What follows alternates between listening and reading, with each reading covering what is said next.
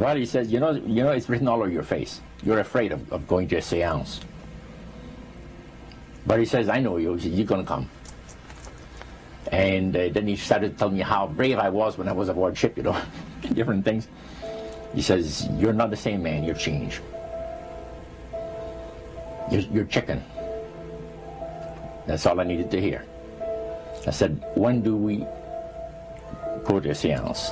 So one Saturday evening, we were in the place. It was the very first time. Very beautiful place. The medium was a lady. She had a gorgeous new home in Montreal. And there were about 20 invited guests there, which I was one of them. And she communicated with the spirits for different people there. And telling them what the spirit said. One man said, I would like to talk to my friend that died 6 months ago. But I don't want him to appear.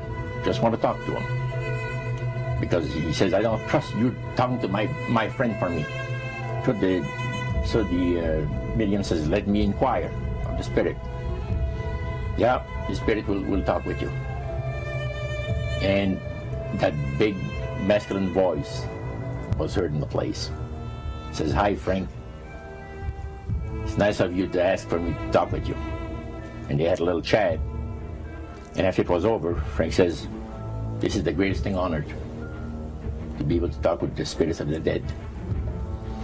Then the medium said, we have a very special surprise tonight for you people. A spirit will manifest itself openly here in a few minutes. And it's like a big gust of wind hit the building. And right through the wall. Now the lights weren't terribly bright, but they were like living room lights. A couple of floor lamps and maybe some of these. And that translucent being seemed to come right out of the wall. How did you feel right at that moment? It's almost like my heart stopped a little bit. You know, very weird feeling. So it was a lady in a beautiful evening gown, swirling. And she said to Mary, my dear sister, you are so wonderful to have asked for me. And Mary fainted and fell right off her chair on the floor. And a couple of guys jumped up and picked her up, and it's very gone. And that was the beginning of it. That's how you got into it.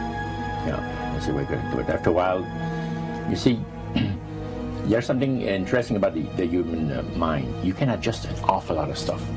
You can adjust to a lot of things that would terrify you to begin with. After a while, they become common and ordinary. So you mean contact with the supernatural can become commonplace and ordinary and doesn't bother anybody? Yeah. In other words, the more that you do it, you're not uncomfortable. That's right. It's just not an uneasy feeling. Yeah. So how did you feel about it? Then I got into a secret society that worshiped the spirits, you see. Well, how is that different from the seance, Roger? It happens that the seance are not involving in many ways.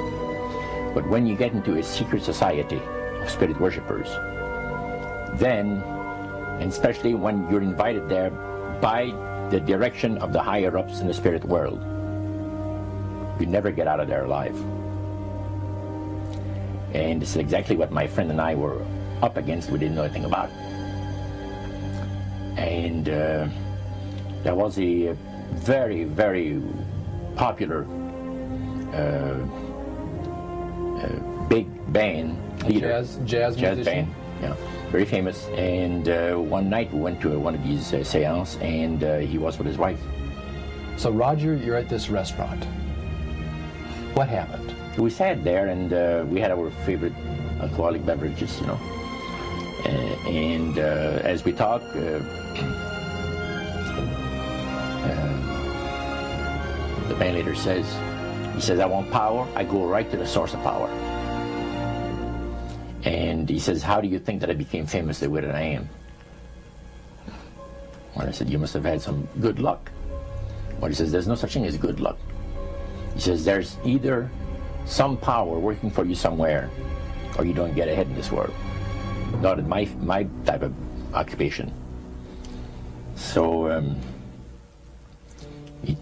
it went from there. We got talking about spirit worship. Did it intrigue you?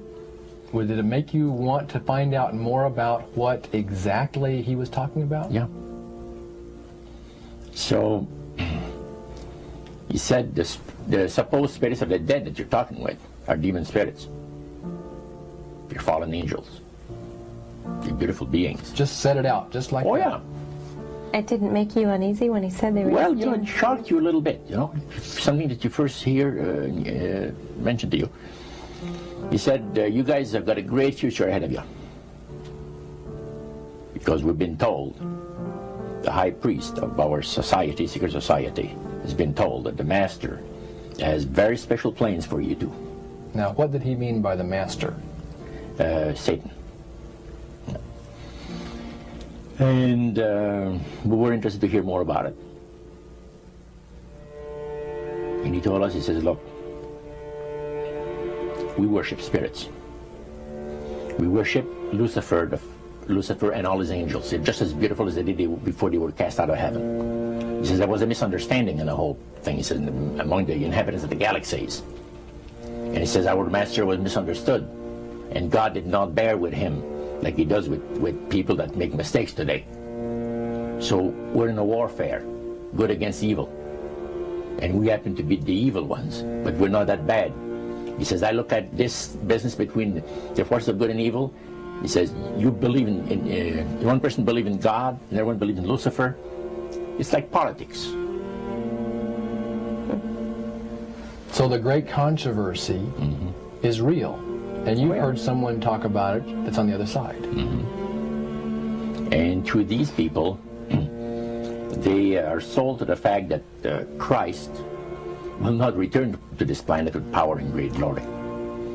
He's going to abdicate all claims to the planet, because the high priest once said that Christ will abdicate all claims to the planet because he knows that it is lawfully and rightfully Satan's. And at that time, he says, so the priest says, well, now, he says, for those of you that are new, let me tell you that this is the most feasible way, he says, to please the spirits. It's to deride Christ and his people, and his church and all that. So they sing out of Christian hymnals. They didn't sing Christian words to the hymns, however. Well, they changed a lot of them.